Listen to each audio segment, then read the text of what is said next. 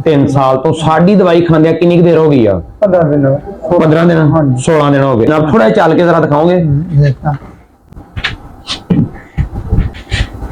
माशाल्लाह माशाल्लाह जनाब। अस्सलाम वालेकुम, कैसे हैं ऑल फ्रेंड्स? मैं आप सबका भाई हकीम अतीक रहमान सन्यासी फ्रॉम गुजरा। दोस्तों आए हैं हमारे साथ एक और न्यू पेशेंट मौजूद हैं।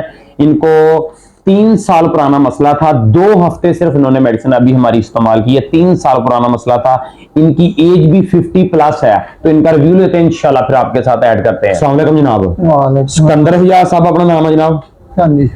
सिकंदर हयात वल्द मंजूर हुसैन। ये जनाब किहड़ी जगह तो आए हो? मंडी तांदले वाला। जनाब तुसी माशाल्लाह वैसे दाढ़ी रखी, टोपी पाई आ, अपना जनाब एक कहावत आ कि तुसी सरकार अपनी कवरे असीं अपनी कवरे पैना, गल जिहड़ी हक सच दी होवे। ठीक हो गया सरकार। ये दसो तुहानू मसला है कि नहीं देर तुसीं फाली दा? 3 साल तो साडी दवाई खांदियां कितनी देर हो गई आ? 15 दिन 16 दिन हो गए, यानी 2 हफ्ते दवाई साडी खादी।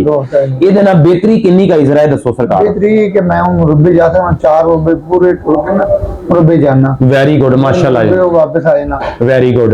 थकावट महसूस है, था भी इतरार के मैं दुकान कराने। Very good. भी लाल ना पूरी याद कर माशाल्लाह जी माशाल्लाह माशाल्लाह। और ਜਿਹੜੀਆਂ अंग्रेजी दवाइयां खांदे सी कोई ਛੱਡਤੀਆਂ? कोई इतनी भी दवाई खानी। ठीक आ। ਕਿਹੜੀ ਇੱਕ बीपी ਦੀ ਖਾਂਦੇ ਸੀ? हां जी। ਹੋਰ ਕਿਹੜੀ ਦੱਸਿਆ ਸੀ?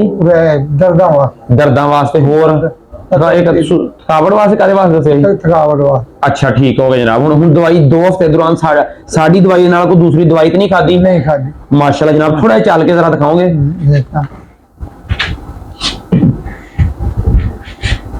माशाल्लाह माशाल्लाह जनाब। आज बैठो तशरीफ रखो, काफी आ माशाल्लाह जी माशाल्लाह। उम्र भी 50 साल तो ज्यादा अपनी? 52 साल तकरीबन 52 साल। हां।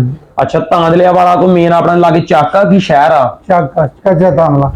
कच्चा तांदला कि पिंड दा किस नाम आ? पिंड दा नाम जी। दोस्तों जिन्ना मर्जी पुराना मसला हो तो 410 GB ਜਿਹੜਾ ਉਸ ਇਲਾਕੇ ਦੇ ਭਾਈ ਹੈਗੇ, ਇਹਨੂੰ ਜਿਹੜੇ ਉਸ ਇਲਾਕੇ ਦੇ ਜਾਣਦੇ ਜਾ ਕੇ ਵੀ ਆਪਣੀ ਤਸੱਲਾ ਤਸਦੀਕ ਅਲਹਮਦੁਲਿल्लाह ਕਰ ਸਕਦੇ। ਸ਼ਫਾ ਅੱਲਾਹ ਪਾਕ ਦਿੰਦਾ, ਬੰਦੇ ਕੋ ਕੁਝ ਨਹੀਂ।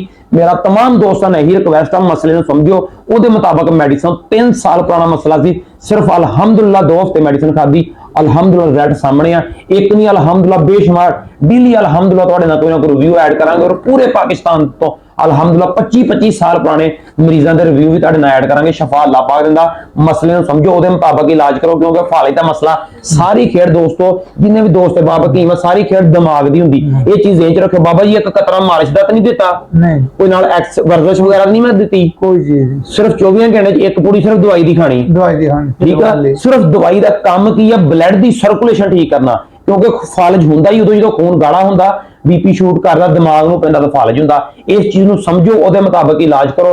अल्हम्दुलिल्लाह जिहड़े डॉक्टर और हकीम कहंदे कि इस मसले का इलाज यानी इंशाअल्लाह वो भी रिव्यू तुहाडे नाल ऐड करांगे। बहुत शुक्रिया, थैंक यू, अस्सलाम वालेकुम।